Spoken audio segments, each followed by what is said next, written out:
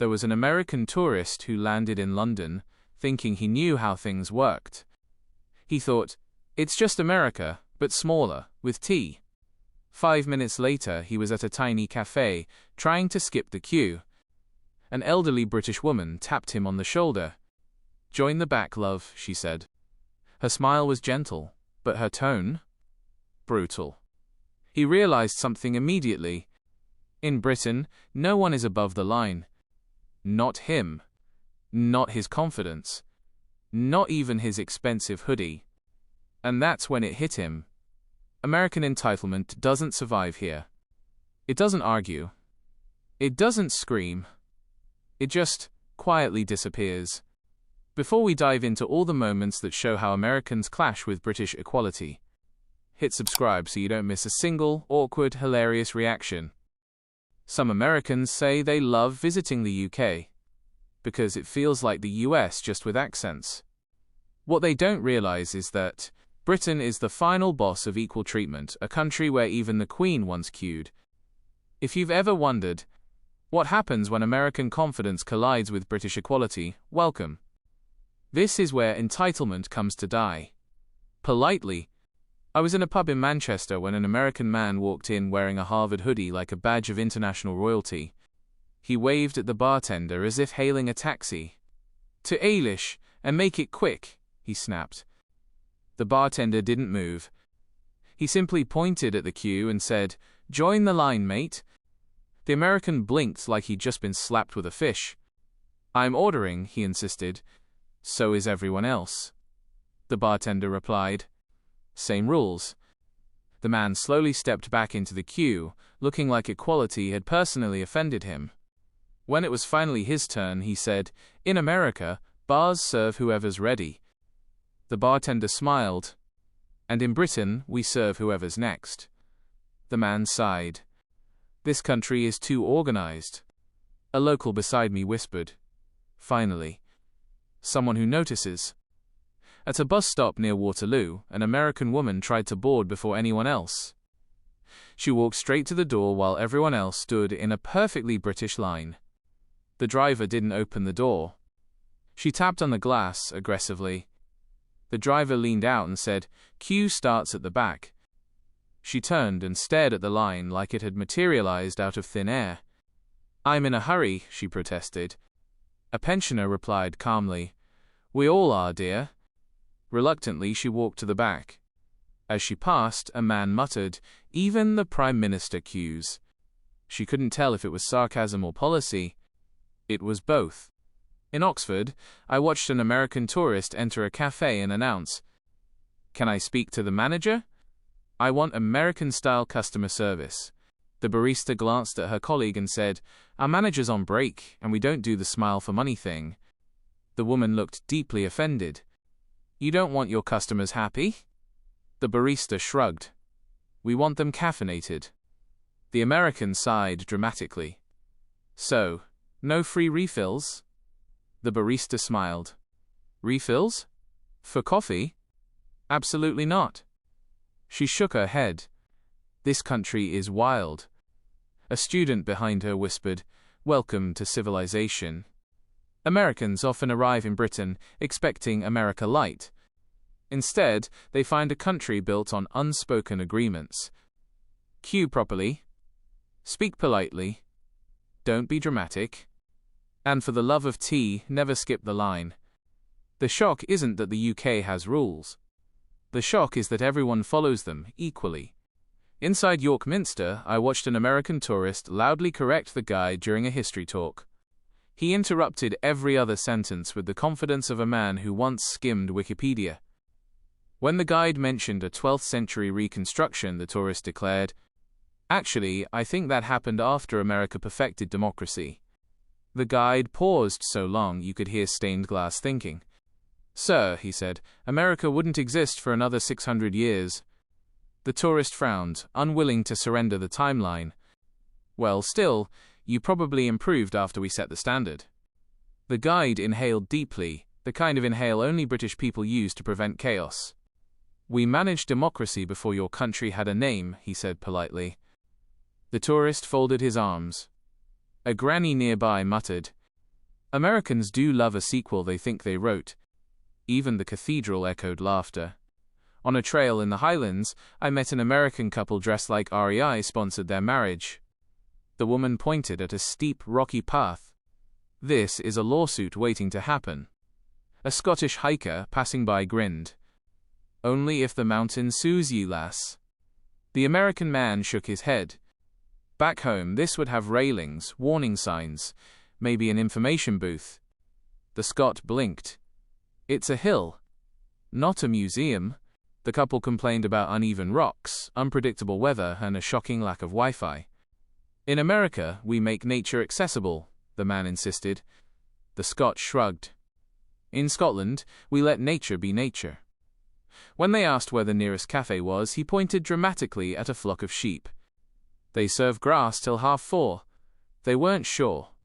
If he was joking? He absolutely was. Probably. Maybe. On a train from London to Edinburgh, an American businessman in a suit worth a year's rent snapped his fingers at the attendant. "Excuse me, where's the first-class restaurant?" The attendant replied, effortlessly calm, "There's one food cart. For everyone." The man's face collapsed like bad pastry. "But I paid for first class." The attendant nodded. "And you got a quieter seat." "Same sandwiches as everyone else." The man muttered. "In the US, first class means premium treatment." A woman across the aisle smiled without looking up from her book. "Here it means you don't talk loudly on Zoom." When the food cart arrived, the businessman stared at his identical sandwich like it had betrayed his socioeconomic identity. Equality tasted like cold cheese and humility. The UK has perfected a unique cultural mechanism, invisible equality. Nobody announces it. Nobody enforces it loudly. It simply exists, in queues, pubs, trains, libraries. A silent system that flattens ego and status. Americans sometimes mistake this for coldness or poor service. In reality, it's the opposite. It's a national belief that no one deserves more, just because they feel like they do. In Cambridge, I watched an American student argue with a librarian like his destiny depended on it. "I shouldn't get fined," he said. "I'm an international student," the librarian replied calmly. "Books don't care where you're from. But I have more responsibilities, more stress, more coursework." She blinked. "So do the medical students, dear. They return theirs on time." He tried one last appeal. "At my college in the US, they're more flexible." The librarian smiled sympathetically. "And yet, you are not at your college in the US." He stared at the fine, like it was a personal attack from the monarchy. Even the printer beeped judgmentally. At Nando's in Birmingham, an American man sat confidently, waiting for table service. After several minutes, he waved the menu like a distress signal. A server approached. "You order at the till." "But I'm already seated," he said. The server gestured to the counter. "Then you'll be comfortable standing." "This would never happen in America," he muttered. A teenager nearby replied, "Yeah, that's why it's better here." When he finally stood to order, he sighed like he was making a heroic sacrifice. Equality hits different when peri-peri is involved. At Brighton Beach, an American woman renting a premium deck chair demanded space. "I paid extra," she insisted. The attendant replied, "You paid for the chair, love. The beach is free." She gestured at nearby swimmers. "So I just have to tolerate people?" A local teen eating chips said, "It's Brighton. We all tolerate people." She shook her head. "This country has no boundaries." Another woman replied, "Oh, we have boundaries. Just not for beaches. Or emotions. British equality is subtle. It doesn't shout. It simmers, and roasts quietly. It waits patiently in queues, corrects you with silence, humbles you with sarcasm, and reminds you gently, devastatingly, that no one is above the collective social contract. It's equality served with politeness and passive aggression in perfect harmony. In Liverpool, an American tourist jumped into a black cab and immediately complained that the driver wasn't taking the fastest route according to his phone. He practically shoved Google Maps into the man's face. It says you're going the wrong way, he insisted. The cabbie didn't flinch. Then let your phone drive you, mate. The American gasped as if insulted by geography itself. The cabbie nodded. Aye, that's the price of trust. The tourist crossed his arms dramatically. In the States, drivers follow the customer's directions. The cabbie smirked. In Liverpool, drivers follow the actual roads. When they arrived, the American stared at the meter. This can't be right. The cabbie shrugged. Call your phone. Maybe it knows better. On the Central Line, an American family chatted loudly about their itinerary, their hotel, a neighbor's divorce, and a conspiracy theory about British milk. The carriage watched in the quiet intensity of a David Attenborough documentary. Finally, a middle-aged man leaned forward. You're in the quiet car. The Americans froze. But we're just talking. Exactly, he said. The mother whispered back, still too loudly. So, no one talks here? A woman nearby said softly. Not unless the train is on fire. They tried to sit silently, but each minute seemed to physically hurt them. When they finally got off, the mother exhaled. That was torture. A British man behind her said, You survived. Well done.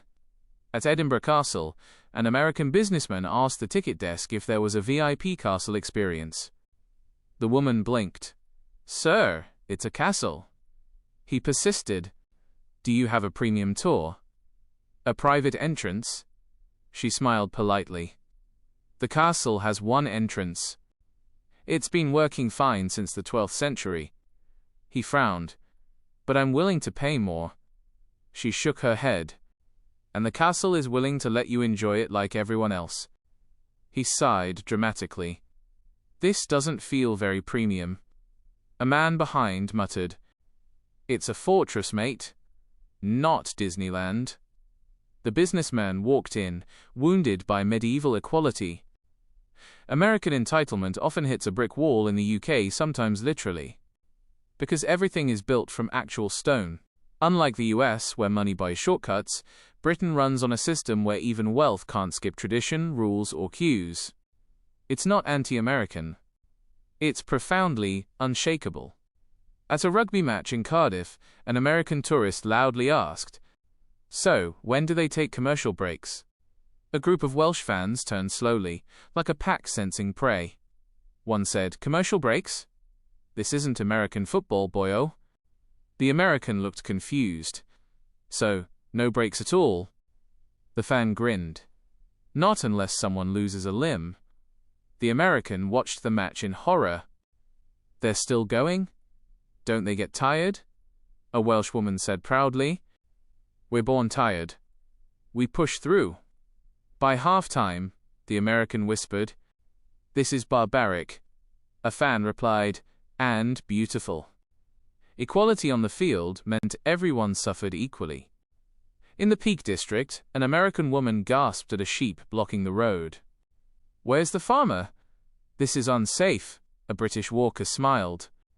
They're crossing. It's their land. But we're on a public road, she said. The walker nodded. Aye, and they're on it too. She folded her arms. In America, we'd at least have someone directing traffic. The walker pointed at a sheep chewing grass. There's your traffic warden. The woman looked horrified as the sheep ignored her completely.